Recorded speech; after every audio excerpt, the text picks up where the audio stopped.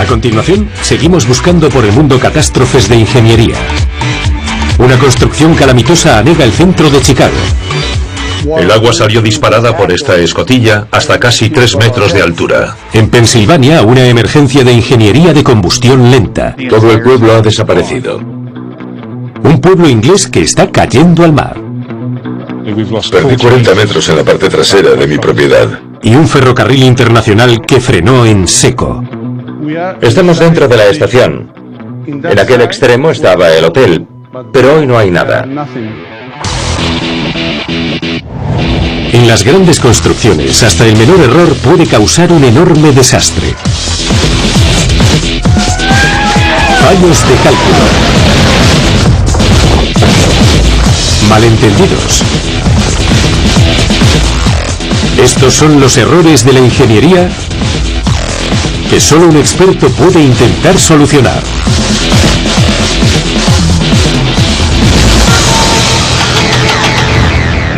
Ingeniería letal. Cuando una construcción sale mal, es posible que los ingenieros tengan suerte. Pero a veces, pequeños errores se convierten en enormes desastres. Para conocer la primera catástrofe nos dirigimos a Chicago, una ciudad a punto de ahogarse. La ciudad fue declarada zona catastrófica. Este error de ingeniería abrió las compuertas de la calamidad. Una pequeña grieta se convirtió en una catástrofe. Los ingenieros luchan contra reloj para contener el desastre. Chicago, Illinois. Con más de 2,7 millones de habitantes, la ciudad de los vientos es la tercera más poblada de los Estados Unidos. Chicago es una ciudad muy grande e importante. Fue construida junto al lago Michigan y alrededor del río Chicago. El río Chicago es crucial para las infraestructuras de la ciudad, pero el lunes 13 de abril de 1992, su contenido comenzó a aparecer en puntos del centro totalmente inesperados. Todo por culpa de un error de ingeniería. Myron Maurer, gerente del Merchandise Mart, se despertó con la noticia de que el sótano de su emblemático edificio se estaba inundando. Recibí la primera llamada hacia las 6 en punto. Me dijeron que en la sala de calderas había 30 centímetros de agua. Myron acudió inmediatamente y cuando llegó a la sala de calderas una hora después, una pequeña fuga se había convertido en un torrente imparable. El agua salió disparada por esta escotilla, con tanta fuerza que llegó hasta esa tubería que está a casi 3 metros de altura. Pero la inundación de Myron no era la única. La centralita de emergencias no dejaba de recibir llamadas procedentes de todo el centro. Las autoridades de la ciudad estaban totalmente desconcertadas. El periodista Niall Steinberg estaba en el centro aquella mañana. Lo primero que vi fue una falange de 6 policías a caballo, 1, 2 y 3, subir galopando la avenida de Wabash. Fue un momento que nunca olvidaré. Y cuando llegué al ayuntamiento vi muchos vehículos de servicio aparcados en la calle Randolph con bombas, luces, centros de mando. Mientras los vecinos se despertaban, pocos sabían que había una emergencia en el centro de la ciudad y el origen del agua aún era un misterio. Cuando empieza a aparecer agua en los sótanos de grandes edificios, la primera pregunta es ¿de dónde viene? A las 9 de la mañana, cuando todos los negocios del centro se preparaban para abrir sus puertas, los peatones vieron una pista. Un pequeño pero inconfundible remolino en el río Chicago bajo el puente de la calle Quincy. El remolino era una pista, porque al igual que cuando se vacía una bañera, si solo hay una zona por la que escapa el agua, se forma un remolino, eso mismo estaba sucediendo. El remolino era un claro indicio de que había un agujero en el lecho del río, pero eso planteaba una pregunta. ¿Cómo estaba llegando el agua desde aquí hasta los sótanos de 30 edificios? El historiador local, Bruce Moffat, creía saber qué estaba ocurriendo. Cuando encendí la radio y oí decir que estaba entrando agua en muchos edificios antiguos del barrio Loop y que nadie parecía saber de dónde procedía, pensé, yo lo sé, seguro que de los túneles de carga. Sabía que muchos de los edificios de los que hablaban seguían conectados al túnel. En el siglo XIX, los ingenieros construyeron una red de túneles de servicio para instalar cables bajo la zona del centro. El túnel de 96 kilómetros fue abandonado en la década de 1950 y prácticamente olvidado, pero ahora parecía que el río Chicago estaba desaguando en ese laberinto. Pocas horas después de los primeros indicios de inundación, muchos edificios icónicos como el Mercantile Exchange o el Board of Trade comunicaron que había hasta 12 metros de agua en su sótano. Al final se llenó y llegó a esta sala. Tiene unos 9 metros de altura y el agua se quedó a 1,5 metros de la pasarela de hormigón que estoy iluminando con la linterna. Hacia las 10 de la mañana se ordenó una evacuación de emergencia en todo el distrito. Había comenzado una carrera contrarreloj para detener la inundación lo antes posible. Dados los cauces ilimitados del lago Michigan y el río Chicago, la inundación no cesaría sin más. Los ingenieros necesitaban saber qué había causado la fuga. El remolino visto en el río cerca del puente de la calle Quincy era la mayor prueba. El puente está rodeado por una serie de pilotes de madera. Junto al puente Quincy hay un pequeño edificio y para protegerlo del tráfico del río, cuenta con algunos pilotes de madera fijados al lecho del río a su alrededor. Solo 6 meses antes de la inundación, estas simples barreras de madera habían sido reemplazadas. Los contratistas habían instalado 37 nuevos pilotes a poca distancia de su ubicación original. No se habían dado cuenta de que aquí, los túneles abandonados están bajo el río, casi directamente debajo de la nueva posición de los pilotes de madera. Al clavar los pilotes en el lecho del río habían desplazado la arcilla densa y causado una cadena de percances. Los pilotes no rompieron los túneles directamente, pero estaban tan cerca de los muros del túnel que la arcilla fue presionada contra ellos. Eso fue lo que rompió el túnel. La presión de la arcilla desplazada, combinada con el peso del agua que la empujaba desde arriba, hizo que la grieta fuese creciendo hasta que el túnel cedió. Todo empezó como una pequeña grieta en el túnel, pero en cuanto el agua empezó a entrar en él, creó una crisis en la metrópoli. Con el río de Chicago entrando en los túneles, las autoridades de la ciudad se vieron con un gran reto entre manos. ¿Cómo cerrar una fuga en el lecho de un río? Cerrar un agujero así no es tan sencillo como ponerle un dedo encima.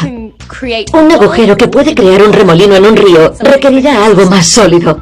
Los ingenieros libraban una batalla en 2 frentes. El primero consistía en bloquear la fuga desde arriba. Utilizaron una barcaza con colchones, piedras y otros escombros que tiraron allí. El uso de colchones puede parecer extraño, pero debía actuar cuanto antes.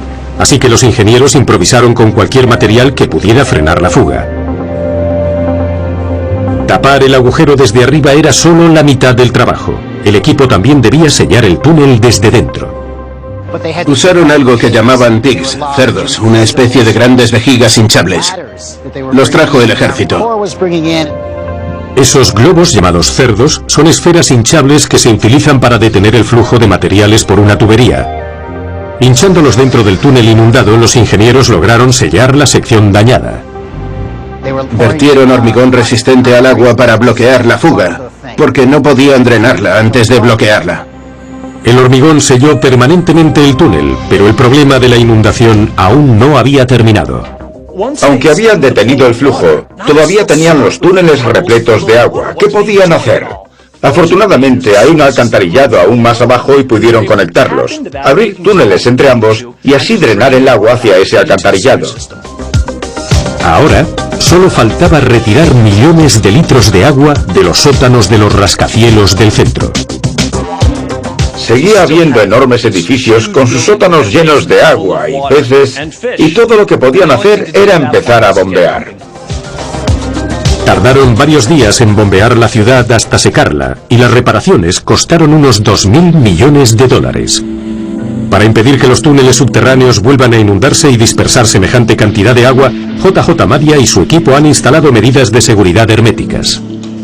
Son compuertas estancas para cruzar el río. En cuanto las atraviesas, te encuentras debajo del río. Si se produjese otra grieta que dejase entrar el agua, aislarían el resto del sistema de túneles de la fuga de agua. Antes de que puedas abrir la puerta, debes abrir la válvula para comprobar que no hay agua al otro lado. Fue una inundación colosal, pero la ciudad de los vientos no ha sufrido nada parecido hasta hoy. Resultó ser un tipo de desastre realmente peculiar. Una inundación en la que casi nadie se mojó, en la que casi nadie vio agua, pero causó unos daños increíbles, casi 2.000 millones de dólares. Esto demuestra que en el campo de la ingeniería, ignorar grietas pequeñas puede crear grandes problemas.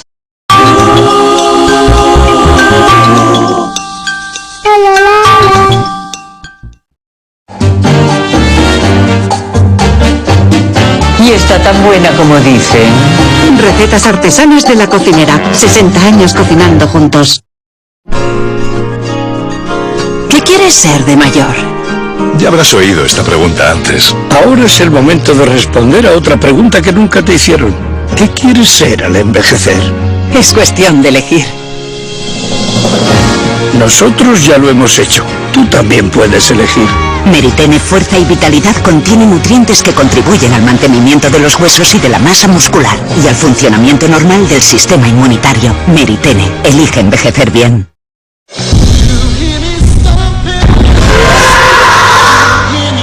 Algunas veces tienes que decir no.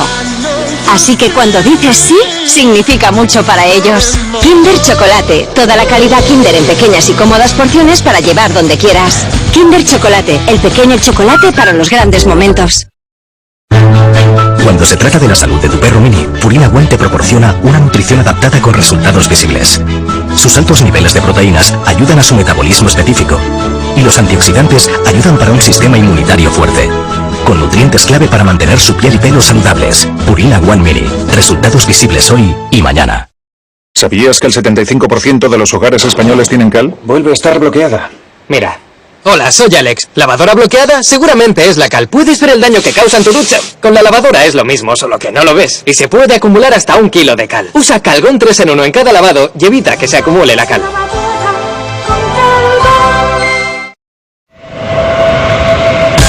No encienden la chimenea, no sacan la mantita, ni se hacen una infusión.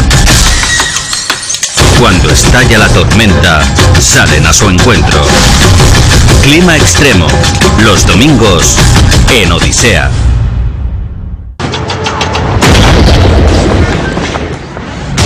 Algunas calamidades de la ingeniería pueden ser causadas por un solo error o descuido o por pura mala suerte. Pero cuando la madre naturaleza desata toda su furia, puede provocar una cadena de percances que causen un desastre. Para conocer esta calamidad, viajamos a la costa este de Inglaterra, hasta un pueblo al borde del abismo. Durante su construcción en la década de 1930, sus promotores no podían predecir la tormenta que se avecinaba. Ahí al otro lado de la puerta estaba la cocina, cayó por el borde. De hecho, estábamos aquí cuando oímos un gran crujido. Hoy sus residentes esperan desesperadamente que los ingenieros encuentren una solución que salve sus casas. Hay casas cayendo a la playa. No es algo que se vea todos los días.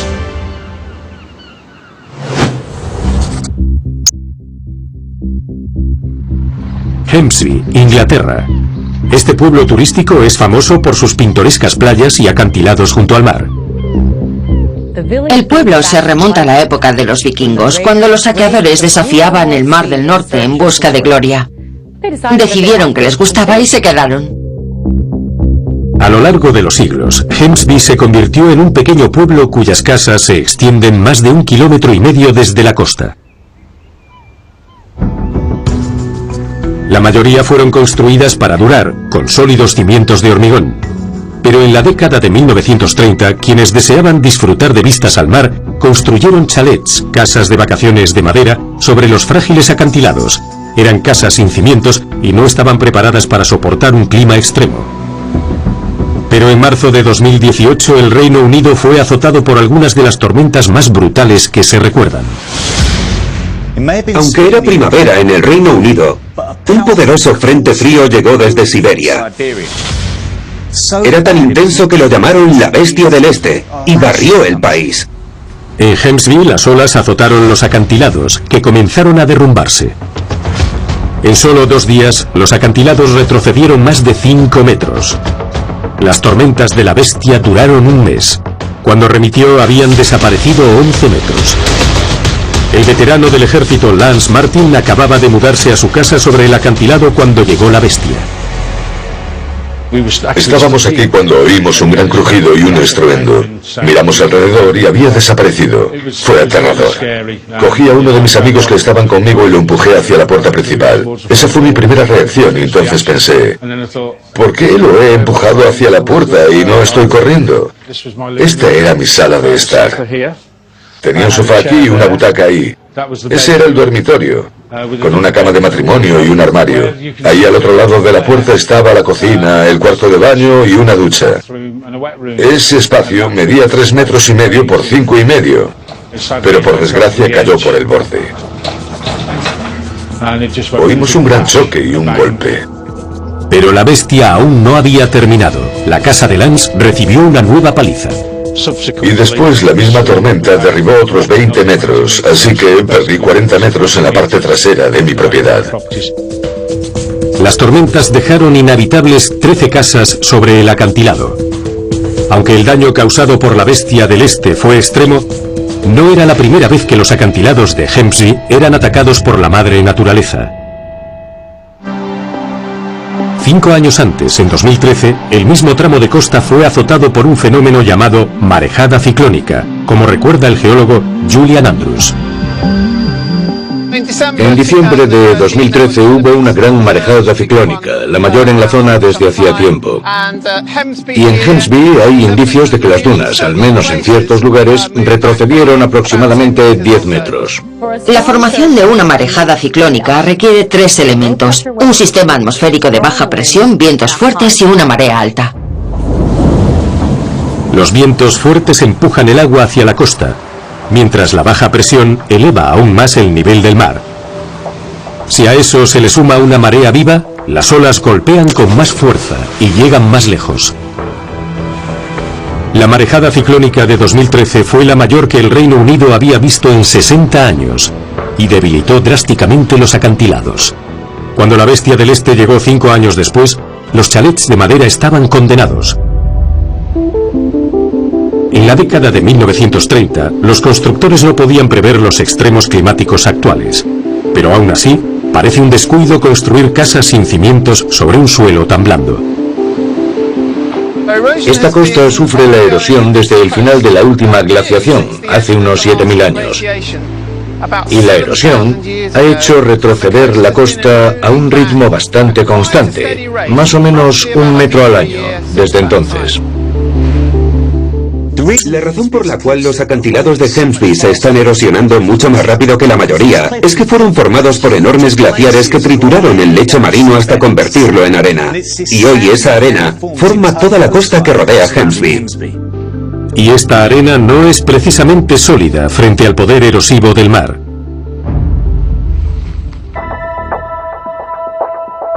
Y por si fuera poco, existe otro factor que agrava el problema: la orientación de los acantilados. Esta costa está orientada al noreste. En invierno las grandes tormentas llegan de allí, impulsadas por los vientos del noreste. Así que estos acantilados son los más afectados por esa oleada de energía. Tenemos un suelo blando, una ubicación expuesta y el hecho de que ya han caído casas antes. ¿El error no será construir ahí? Con la casa de Lance a punto de caer por completo, las autoridades municipales le impusieron un ultimátum: demolerla o intentar moverla con la ayuda de los ingenieros locales. Hoy a la 1 termina el plazo para intentar mover la tierra adentro lo suficiente para que el ayuntamiento autorice su nueva ubicación y deje de ser un peligro. Son las 10:25, así que tengo 2 horas y media o 3 horas para hacerlo. Sin unos cimientos que la fijen al suelo, puedes levantarla y arrastrarla a otro lugar como un trineo. Lo que está haciendo ahora es nivelar el suelo para que podamos empezar a arrastrar el edificio. Tiene que estar lo más nivelado posible para que al arrastrarla hacia adelante no encontremos surcos o huecos. Así que hace cuanto puede para nivelarlo lo más posible. Cuando construyeron la casa no pensaron en esta operación, así que Lance y el equipo no tienen ninguna garantía de éxito. El primer paso es preparar más lejos del borde del acantilado una zona llana en la que esperan reubicar su casa. Necesitamos que la puerta principal quede más o menos aquí para que el ayuntamiento quede satisfecho, así tendré un jardín trasero bastante grande. A continuación, los ingenieros fijan cables alrededor de la base del edificio para arrastrarla desde el borde. Vale, ahora. Tendrán que llevar al límite la integridad estructural de la casa de Lance. Sí, se oyen crujidos. Nos apartamos. Si aguanta, Lance podría salvar su casa. Pero otras no han tenido tanta suerte. Kane Fincham es un experto local en demoliciones y es muy consciente de lo mucho que han cambiado estos acantilados. Fueron construidas en la década de 1930 y entonces las dunas de arena se extendían 100 o 200 metros. Hace 15 años, cuando vine aquí siendo un niño, había 3 niveles. Y ahora no hay nada. Este chalet es demasiado frágil para ser reubicado. La demolición es la única opción. Cuando vine hace un mes, aquel porche tenía 2 o 3 metros delante y un pequeño jardín. Y ahora ya no queda nada. Con las máquinas trabajando desde arriba y desde abajo, en solo 30 minutos la casa queda reducida a un montón de madera. Con tantas casas cayendo por el borde, los residentes esperan una solución. Como suele decirse, no puedes contener la marea, pero gracias a la ingeniería moderna podemos intentarlo. Una de las opciones que se han barajado recientemente es algo que llamamos realineación gestionada. Puedes tomar decisiones que impliquen dejar que la naturaleza siga su curso, pero también guiarla un poco. En Hempsby han empezado a instalar una cadena de bloques de hormigón con forma de celdilla de colmena. La cadena está diseñada para permitir el paso de las mareas y, al mismo tiempo, absorber el impacto de las olas antes de que lleguen a los acantilados. Las barreras de hormigón son feas y caras, pero si la alternativa es que los vecinos pierdan sus hogares cada vez que llega una gran tormenta, probablemente valga la pena. Estas defensas bien podrían salvar esta costa en el futuro. Pero para Lance, la supervivencia de su casa está en manos de los ingenieros. Si pudiésemos ganar otro metro más sería fantástico. Así sabría que estoy en la zona segura.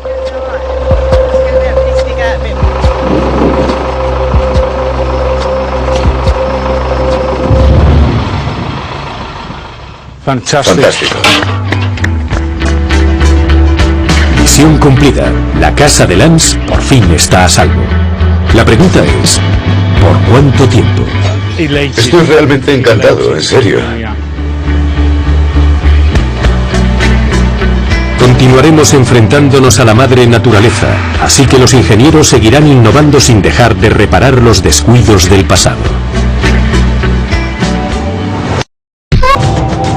Es fácil ver un error de ingeniería cuando se derrumba ante tus ojos. Pero cuando un desastre se desarrolla lejos de todas las miradas, puede pasar desapercibido hasta que ya es demasiado tarde. Para conocer esta catástrofe viajamos a Pensilvania, hasta un pueblo minero convertido en un páramo. Es increíble pensar que una próspera comunidad entera ya no existe. Este éxodo masivo se debió a un error de ingeniería que sigue siendo un problema a día de hoy. Casi todo el pueblo ha desaparecido. Aquí había 400 o 500 edificios y solo quedan 4 o 5.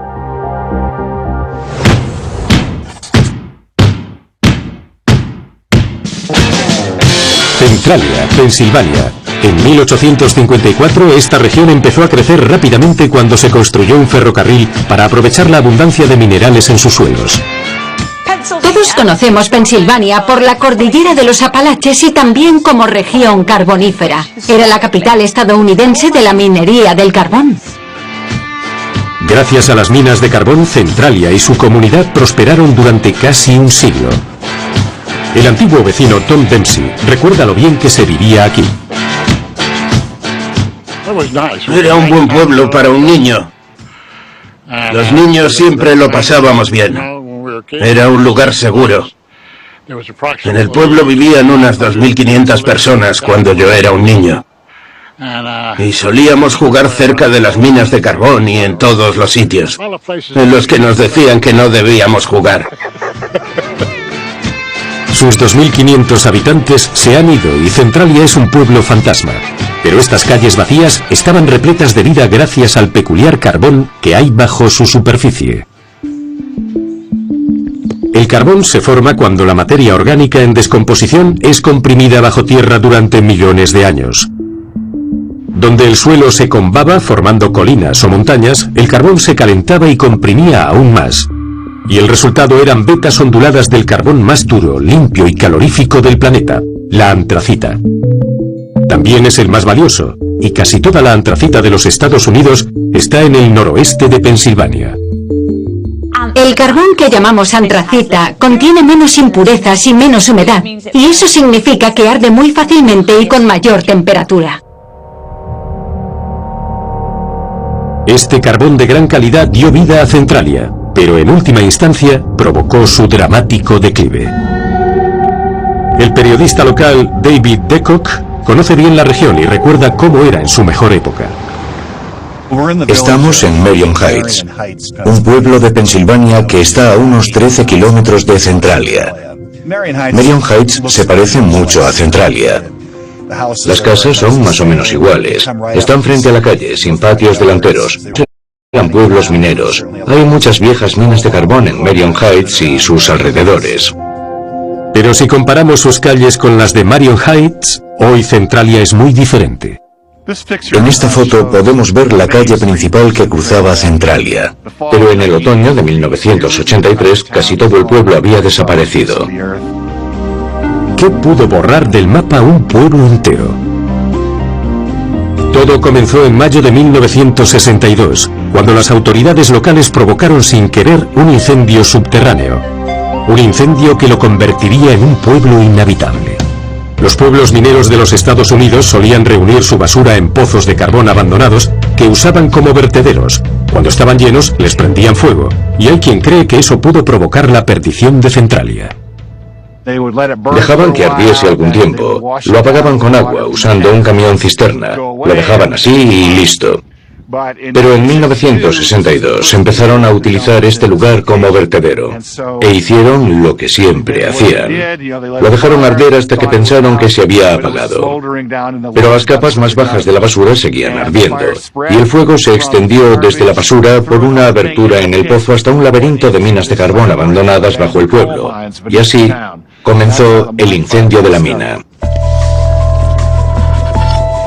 Nadie sabe con certeza cómo llegó el fuego hasta el carbón, pero es posible que el revestimiento del vertedero no fuese el adecuado antes de prenderle fuego. Mientras la basura ardía, los vecinos no sabían que había prendido el carbón que había debajo. La antracita ardió fácilmente, y el incendio continuó bajo tierra.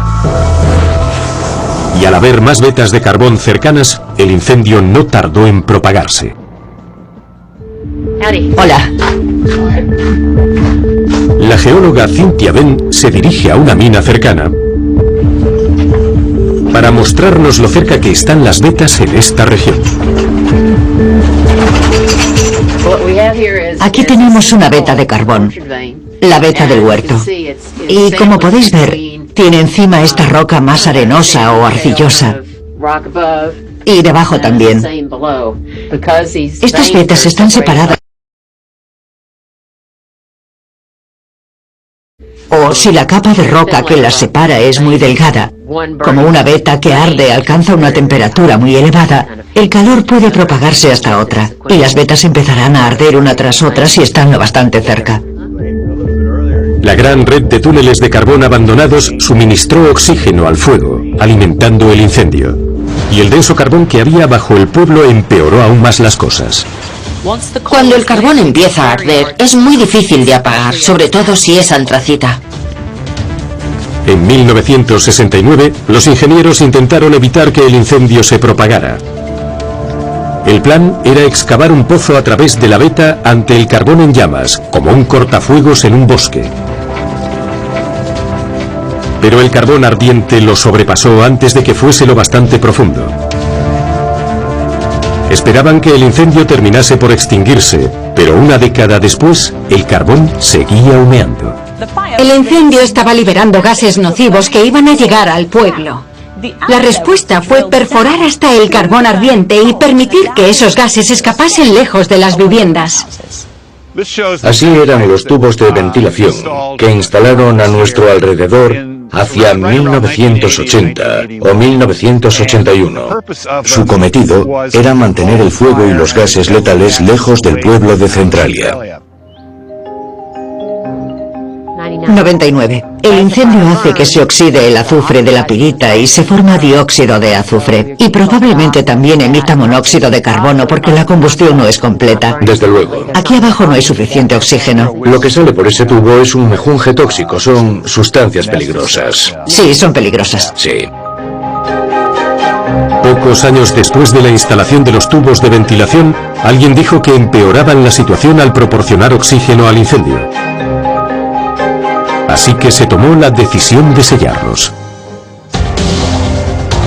Pero la veta de carbón siguió ardiendo y la presión de los gases nocivos se fue acumulando bajo el pueblo, con resultados desastrosos.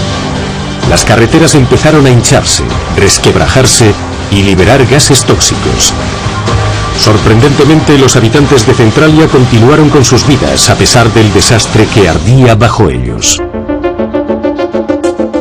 Los ingenieros intentaron de nuevo detener el avance del incendio. Si esta veta de carbón está ardiendo, puedes excavar hasta atravesarla, rodeándola por completo, e instalar una especie de barrera ignífuga. Si lo haces, el carbón arderá hasta la barrera y se detendrá. Intentaron hacerlo al principio, pero no terminaron la barrera. Cuando bajaron una de las barreras, quedó por detrás de la veta del carbón. Se equivocaron al ubicar el incendio. A finales de los años 70 no habían logrado impedir que el incendio se fuese acercando al pueblo y se advirtió a los vecinos de que Centralia no era segura. Pero la mayoría se quedó, hasta que un suceso dramático los convenció de que el peligro era muy real.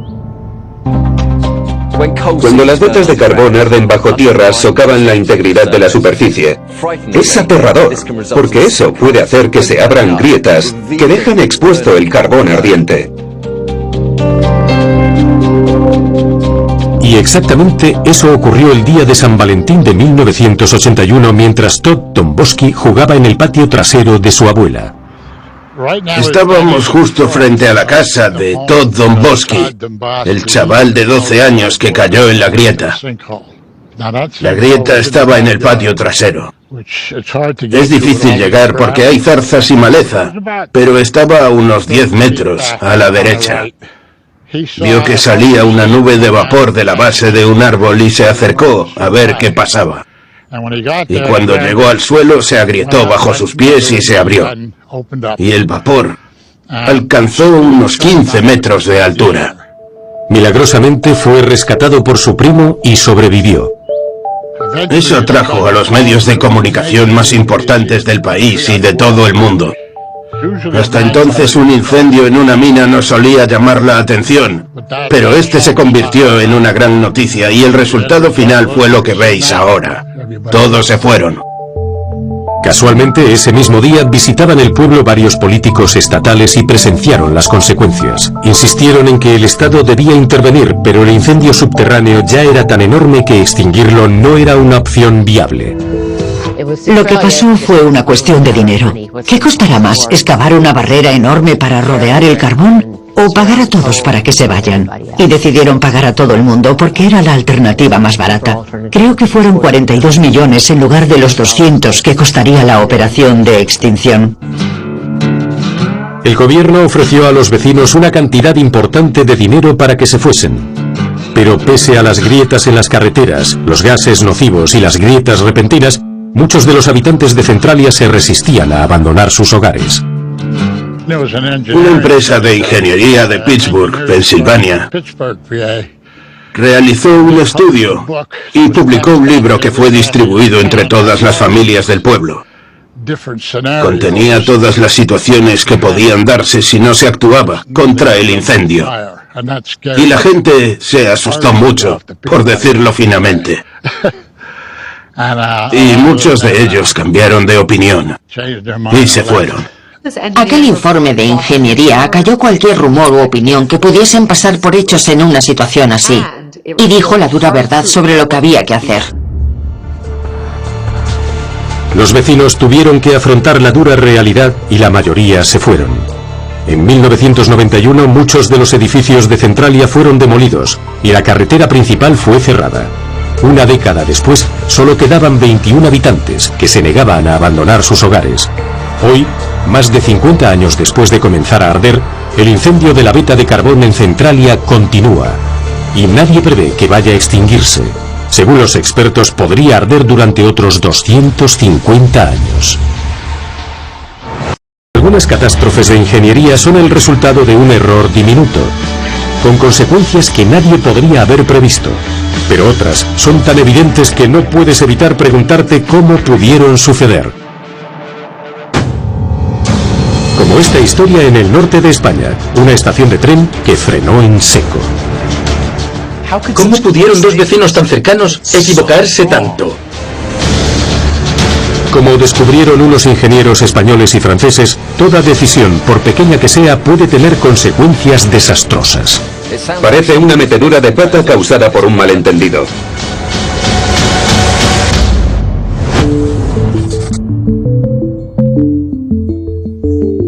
Canfranc es un pequeño pueblo de montaña en el norte de España, cerca de la frontera francesa, y alberga una de las mayores estaciones de ferrocarril de Europa.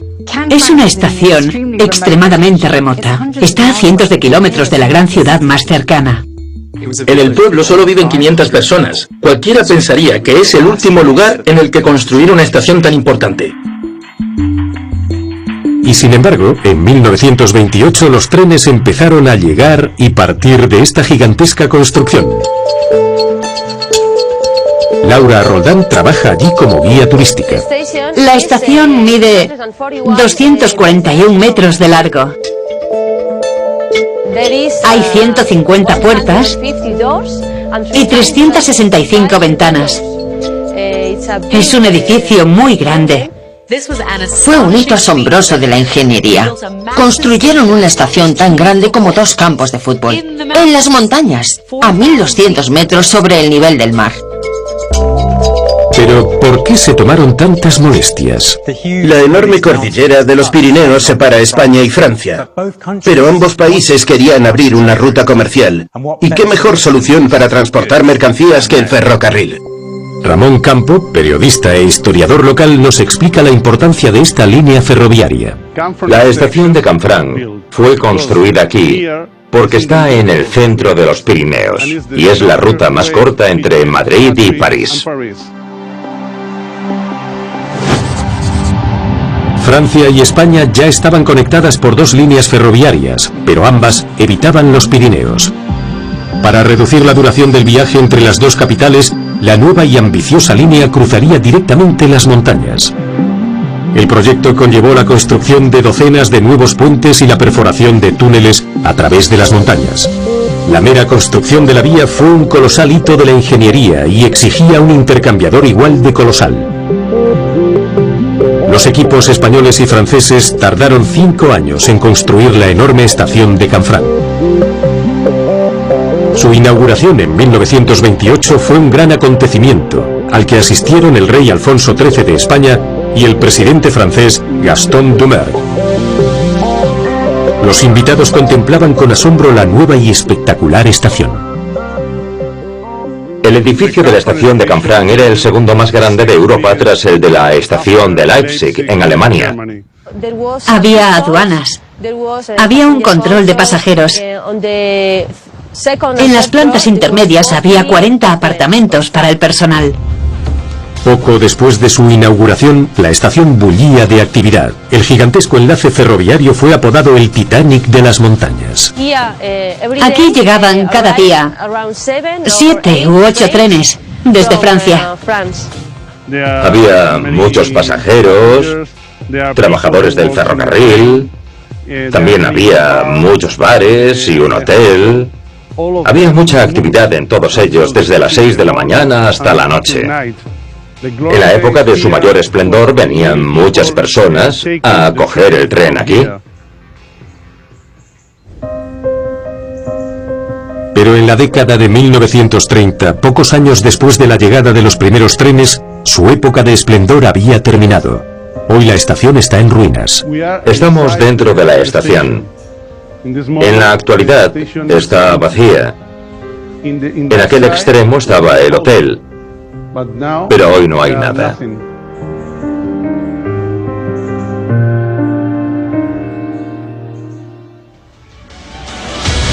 Pese a su éxito inicial, Canfranc estaba condenada desde el principio.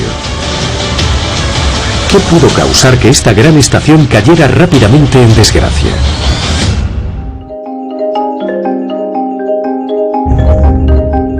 El problema era una cuestión de ingeniería simple pero fundamental. Ni los trenes franceses ni los españoles podían usar las vías del otro país. Ahora estamos en el lado español y las vías son diferentes a las vías francesas. Aquí miden unos 167 centímetros. Ahora estamos en las vías francesas y miden 143. Las vías españolas son casi 25 centímetros más anchas que las francesas, lo cual hacía imposible que los trenes pasaran de unas a otras. Hoy los países trabajan juntos para estandarizar todo tipo de cosas, trenes, aviones, automóviles, pero hace 100 años no era así. Sin un sistema estandarizado, cada país e incluso cada región elegían el ancho más apropiado para sus necesidades. Con un ancho de vía menor es más barato y fácil construir tanto la vía como los trenes. Pero uno mayor, aunque es más caro, puede transportar más peso, y una locomotora mayor o más pesada equivale a más potencia de arrastre y más velocidad. Los españoles optaron por un ancho de vía mayor, pero según la leyenda, la potencia de arrastre no fue la única razón detrás de los anchos de vía diferentes. España usa unas vías distintas a las de Europa porque antes temían las invasiones. Recordemos que en el siglo XIX los franceses invadieron España. En febrero de 1808, Napoleón se volvió contra su aliado el rey Carlos IV e invadió España. Los franceses se quedaron durante 5 años, dejando mal sabor de boca a los españoles. Ya fuese por el temor a una invasión o por simple pragmatismo, la decisión de España creó un gran problema en Canfranc. Un problema que nadie podía soportar, incluidos los pasajeros. Los pasajeros llegaban a este lado y tenían que pasar a otro tren al otro lado de la estación. Este era el tren español y este el francés.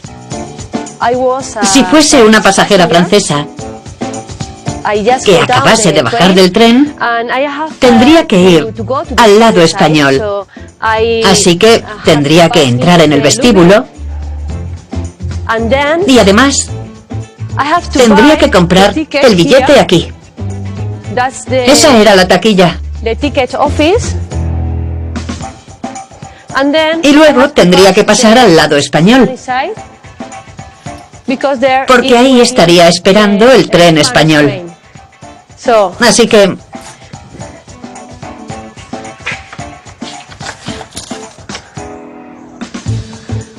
ya estamos en España. Los transbordos son un incordio. Todos preferimos un viaje directo a uno con transbordo, pero no afectaba solo a los pasajeros.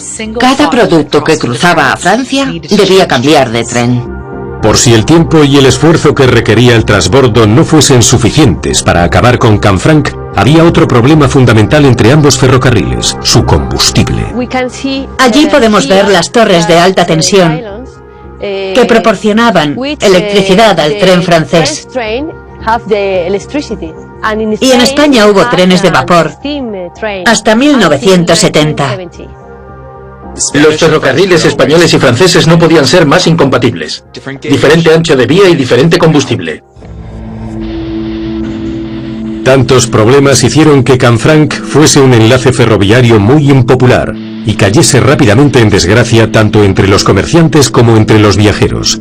La línea siguió funcionando con solo 50 pasajeros al día, hasta 1970, cuando ocurrió un desastre. Nos lo explica el ingeniero Juan Antonio Ros. En 1970 ocurrió un accidente en el lado francés. Uno de los puentes de la línea se derrumbó.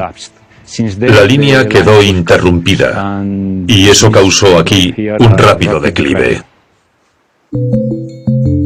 La decisión de no reparar el puente fue el último clavo en el ataúd de Canfranc. En 2010 comenzaron a viajar entre España y Francia trenes de alta velocidad, que usan un ancho de vía estándar, pero ninguna de las líneas pasa cerca de Canfranc. Sea cual sea su futuro, Canfranc siempre nos recordará que un sistema estandarizado es un elemento crucial en un mundo unido. Mientras sigamos ampliando los límites de la ingeniería, algunos proyectos tendrán éxito y otros descarrilarán.